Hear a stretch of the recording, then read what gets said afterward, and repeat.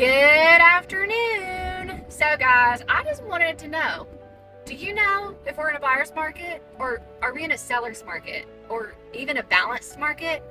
Do you know what I'm talking about? If not, let me just tell you right now. One moment. All right, let's talk about one of the most important terms that you're going to hear in the real estate realm, and that is month's supply of inventory. Okay, what is it? What? Okay, let me tell you. Hold on. So the month's supply will literally tell us how long it takes for all of the current homes on the market to be sold based on the current pace of the sales. Okay, stay with me.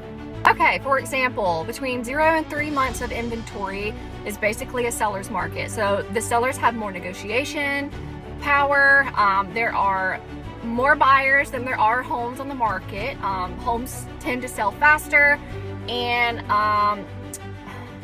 really there's not a lot of inventory in the market. So there's just not that many homes for sale in general. Okay, on to the next. Okay, so between 4 and 6 months supply of inventory, you're looking at a more what we call balanced market. Okay, so they have a little bit more I guess negotiation and the pace of things. There's equal, almost like negotiation power at this point. And then home prices tend to sell at the typical pace. Okay, so that's balanced market. Again, balanced. Okay, next.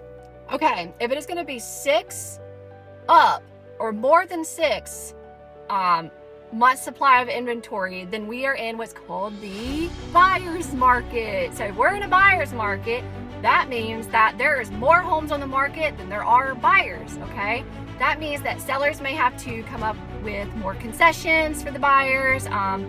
The buyers have more of the negotiation power at this point.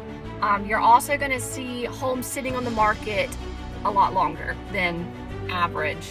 Okay, so that's going to be a buyer's market, more than 6. Okay, here's a little example for you. So if there are 600 homes in the inventory, okay, and 100 of them are selling a month, we take that and divide it and we get 6. Okay, that's a 6-month supply of inventory, and that means that we are in a balanced market. Okay, technically a balanced market. If it is going to be higher than 6, like if it's 7, then we are going to be leaning more into the buyers. We're going to be in a buyer's market at that point.